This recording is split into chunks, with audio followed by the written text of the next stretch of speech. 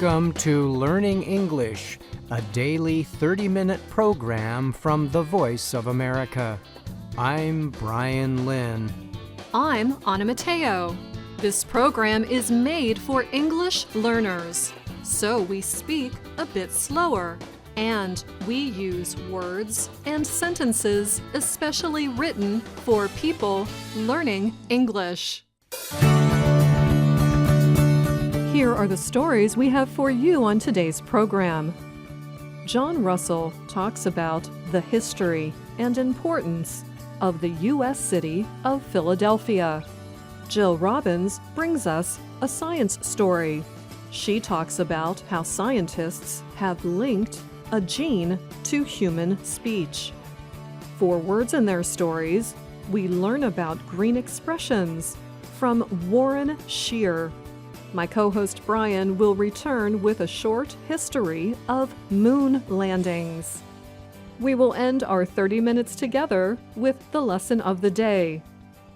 But first, here is John Russell. Philadelphia, also sometimes called Philly, is a big city on the Delaware River in the northeastern state of Pennsylvania. It has about 1.5 million people, estimates from the United States Census Bureau show. William Penn, an Englishman and member of the Christian group known as Quakers, founded Pennsylvania in the 1680s. He also designed the city. Penn chose the name Philadelphia, a term he interpreted to mean city of brotherly love in Greek. Philadelphia is famous for holding an important place in American history. It served as the nation's capital from 1785 to 1790. Earlier, it was the capital of the American colonies during most of the Revolutionary War against Britain. Philadelphia became the central meeting place for the Founding Fathers who created the United States government. The buildings where they worked can be seen today in an area called the Old City, or Independence National Historical Park. The main building is Independence Hall. That was where colonial leaders declared independence and later debated the creation of a government. The National Park Service says more than 2.6 million people visited Independence National Historical Park last year. Close to the park is the National Liberty Museum. It holds a collection of more than 90 paintings and sculptures. They represent the idea that liberty is a freedom that is easily violated. Several blocks away lies the National Constitution Center. This privately operated non-profit museum opened its doors in Philadelphia on July 4, 2003. It was created to increase public recognition of the Constitution, its history, and its importance today. Visitors are presented with the idea that the most important part of American constitutional democracy is the individual citizen. Rich with tradition, Philadelphia offers plenty for visitors who are less concerned about history and more concerned about their stomachs. There are many food choices for hungry visitors. Reading Terminal Market, for example, is one of the nation's largest public markets. At Reading Terminal Market, visitors can find all kinds of foods, including, of course, Philly cheesesteak. The city is known for these sandwiches. They are made of thin pieces of meat covered with cheese. A cheesesteak is offered with onions and other toppings and served on a long roll. And where might a visitor find the best Philly cheesesteak? That question is the subject of much debate. I'm John Russell.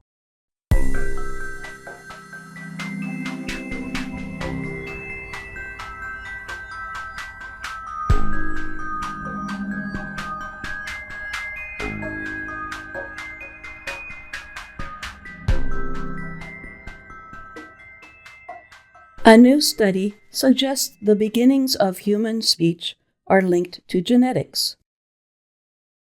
The research identifies a protein, found only in people, that may have helped early humans develop spoken communication. Scientists involved in the study say this new speaking ability became important for humans' survival. For example, speech permitted individuals to share information, organize activities, and pass down knowledge. These abilities are now seen as an advantage humans had over their relatives, such as the Neanderthals and Denisovans. The researchers recently published their findings in a study in the journal Nature Communications. Liza Feinstack teaches about speech and hearing at the University of Minnesota. She told the Associated Press, or AP, the new study is a good first step to start looking at the specific genes that may affect speech and language development. Feinstack was not involved in the study. Dr. Robert Darnell has long been studying the protein, called NOVA1, at his laboratory at New York's Rockefeller University. He helped lead the new research and was a writer of the study. Darnell told the AP the genetic version, or variant, included the protein that helped humans develop into the dominant species that remains today. The latest research involved scientists using CRISPR gene editing methods to replace the NOVA1 protein found in mice with the one found in humans. The aim was to test the real-life effects of the genetic variant. The researchers were surprised to learn that the variant changed the way the animals called out to each other. Baby mice with the human variant made a different sound than normal mice do when their mother came around. Adult male mice with the variant also made different sounds when they were near a female they wanted to mate with. Darnell said both of these situations gave the mice a reason to speak. Those with the human variant spoke differently, demonstrating the gene's influence in speech, he added. I'm Jill Robbins.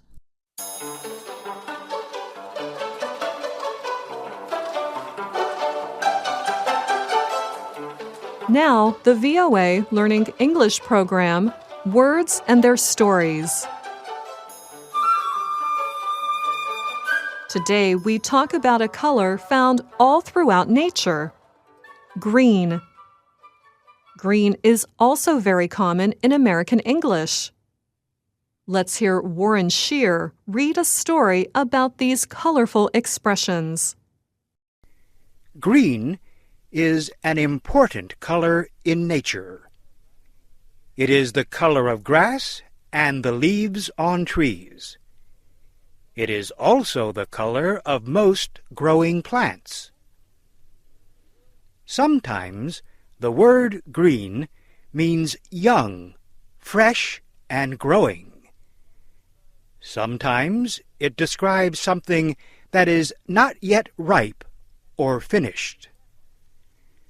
For example, a greenhorn is someone who has no experience, who is new to a situation.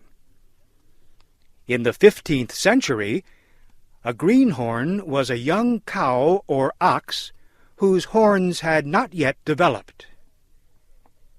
A century or so later, a greenhorn was a soldier who had not yet had any experience in battle. By the 18th century, a greenhorn had the meaning it has today, a person who is new in a job. About 100 years ago, greenhorn was a popular expression in the American West. Old-timers used it to describe a man who had just arrived from one of the big cities back east. The greenhorn lacked the skills he would need to live in the hard, rough country. Someone who has the ability to grow plants well is said to have a green thumb. The expression comes from the early 1900s.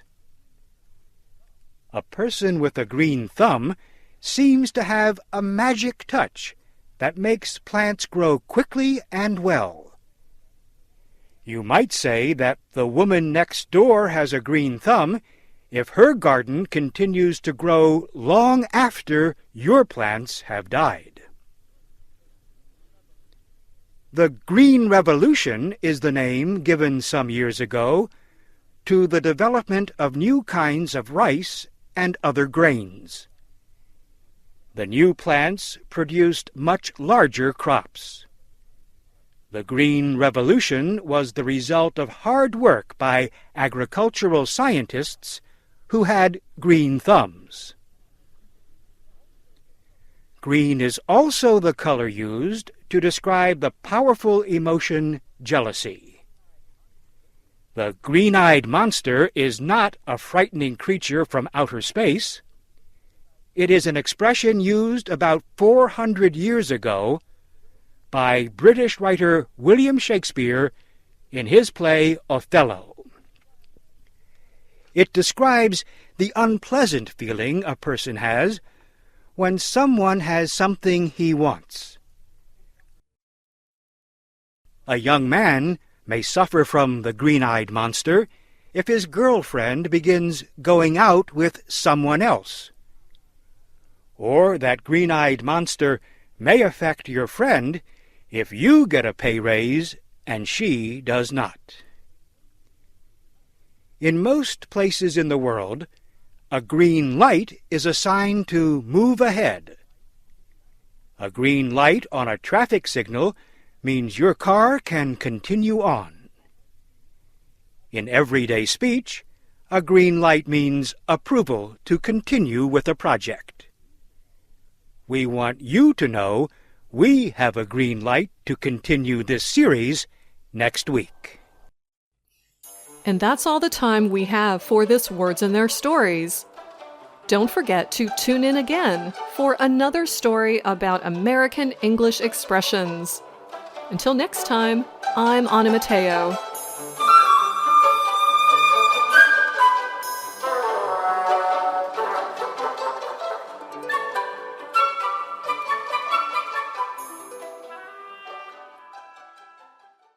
Many years have passed since the first spacecraft landed on the Moon in 1966.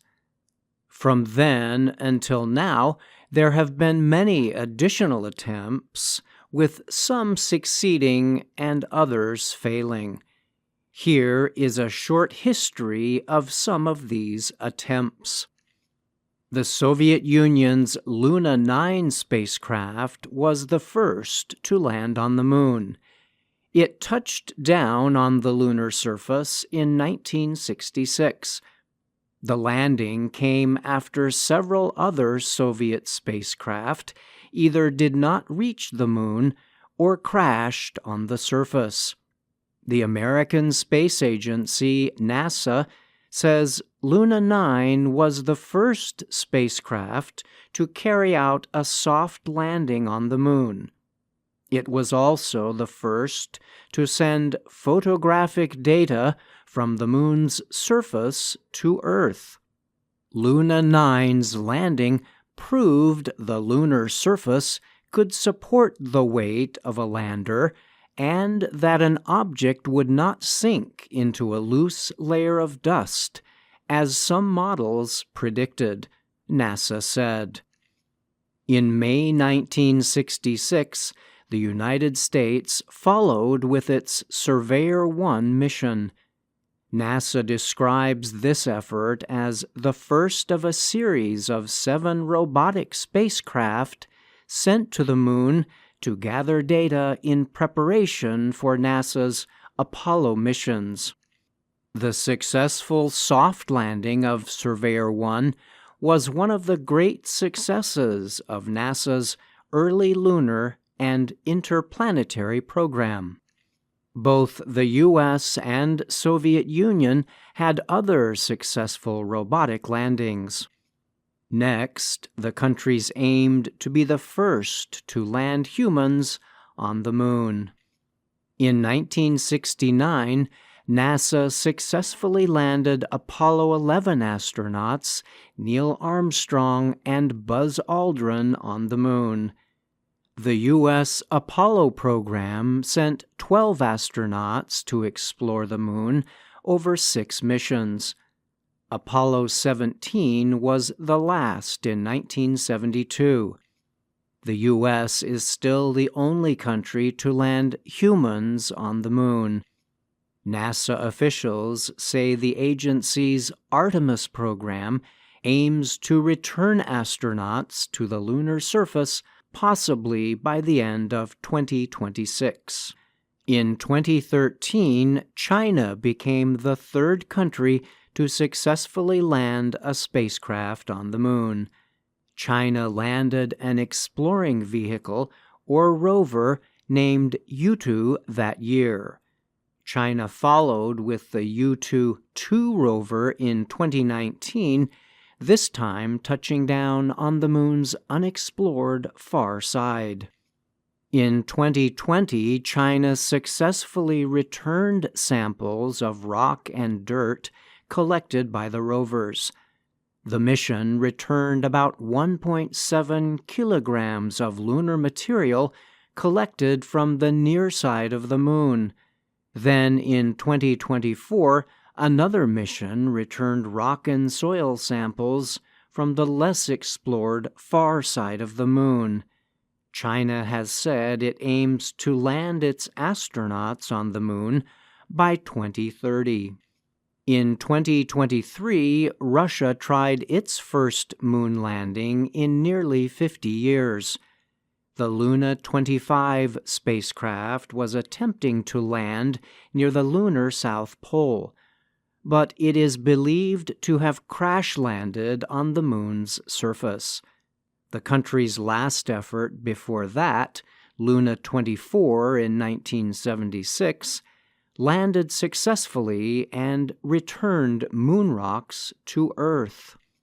After its first lander crashed into the Moon in 2019, India made its second attempt in 2023.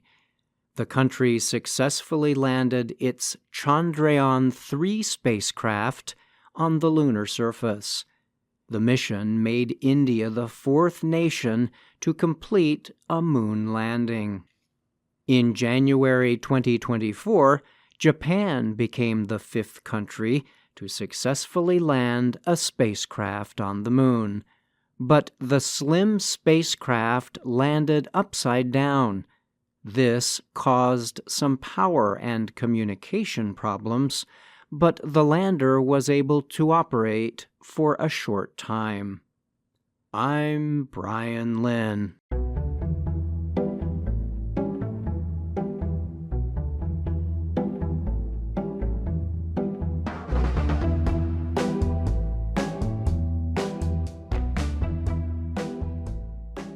My name is Jill Robbins.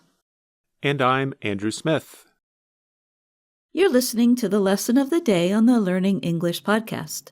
Welcome to the part of the show where we help you do more with our series, Let's Learn English. This series shows Ana Mateo in her work and life in Washington, D.C.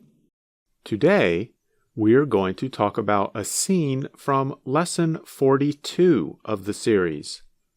And we're going to explain some things about that word, scene, spelled S-C-E-N-E. Because In Lesson 42, Anna was at the scene of a crime. A scene means the setting or place where something happens. And in a movie or play, a scene is where one series of events happens, set in one particular place. For example, a movie can have a scene that happens in a kitchen, another scene that happens in a car, a scene that happens in a park, and so on. In Lesson 42, the scene of the crime is just outside of the building where Anna works. Let's listen to find out what Anna saw at the crime scene. Something was stolen from someone. Listen and find out. Hello, I'm Guy Newsman with News Channel XYZ. I'm here in Washington, D.C. at the scene of a crime. We are talking with this woman. She saw the crime during her lunch break. It looks like she hurt herself while she was trying to stop the crime. Tell us your name. Hi, Guy. I'm Anna. Anna, what did you see and what happened to your arm? Guy, I was minding my own business. See, I work over there. I left work to get some lunch. Then suddenly, I heard a woman yelling. She was yelling like this, "Help! Help!" Two robbers were grabbing her bag. She was hitting them with her umbrella. Is that when you hurt your arm? No, at that time, I was not fighting the robbers. See, I was too far away, and I didn't have my own umbrella. So what happened next? They grabbed her bag and ran away. So I grabbed her umbrella and ran after the robbers. Then that is the time that you hurt your arm? No, I was yelling, "Stop, robbers, stop!" She was yelling, "Hey, come back with my umbrella!" When you watch the video, you can easily see that to grab means to take something quickly and forcefully. The robbers grabbed and stole the woman's handbag, and then Anna grabbed the woman's umbrella. The poor woman has now had two things taken from her. We'll need to listen to more of Lesson 42 later to see if she gets them back. But first, let's talk a little bit more about this word grab. Sure. While grab means to hold or take an object, we also use this verb informally in the expression to grab a bite. That means to get something to eat. Yeah, and when we invite friends to go out, we often say, "Would you like to grab a drink?" Or, "Would you like to grab a bite?" Have you ever noticed how some words sound funny if you say them over and over? Oh, you mean like this? Grab, grab, grab, grab, grab, grab. All right, that's enough. Yes, like that. Well, at least our listeners are getting to hear that word lots of times.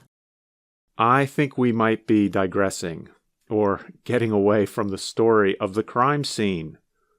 We still don't know how Anna hurt her arm, or whether anyone caught the robbers. True, but there's an easy way to find out. Let's listen.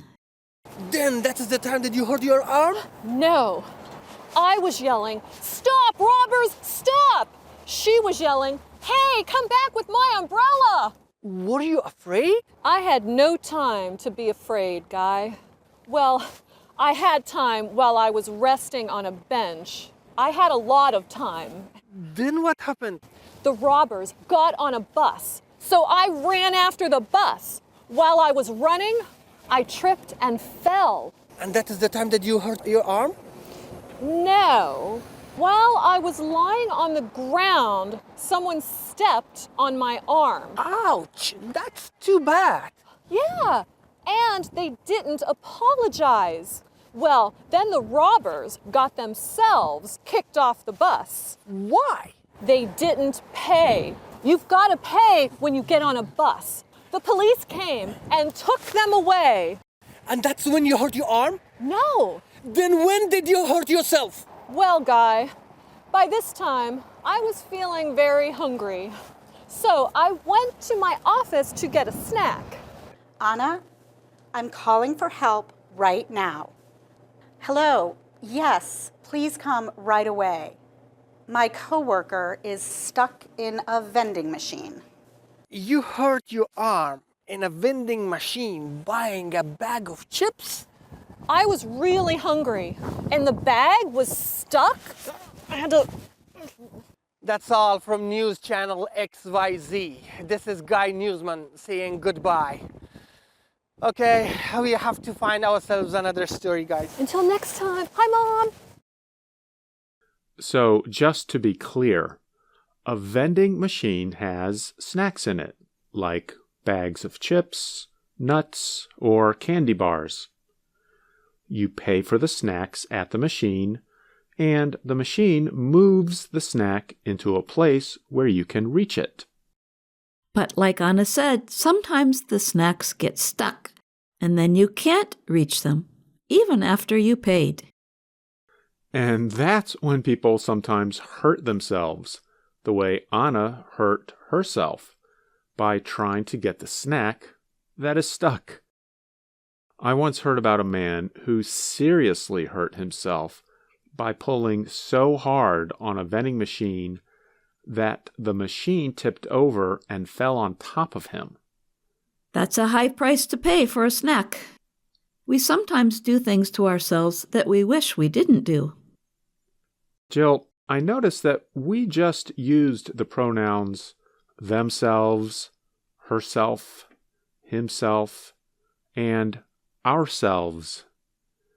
We use these reflexive pronouns when the subject of the sentence is the same as the object. Right. So instead of saying Anna hurt Anna, we say Anna hurt herself. You can learn more about reflexive pronouns and much more by downloading the lesson plan that comes with Lesson 42 of Let's Learn English. You can find that lesson plan on our website at learningenglish.voanews.com. I think Lesson 42 has some funny scenes that our listeners will enjoy seeing. Now, let's talk a little more about that word, scene. Well, we have the idiomatic expression, to make a scene. That means somebody is being very dramatic and emotional to bring attention to themselves, but perhaps in a way that they shouldn't be.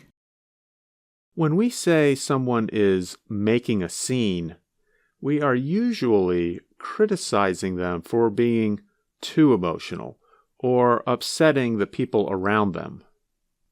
But you know what? In some situations, maybe making a scene is a good way to get people to pay attention to you. That may be true, and I definitely think some teenagers will agree with you, but I'm not sure their parents do. Perhaps. We also have the adjective scenic. This describes a place or places with very nice views of nature.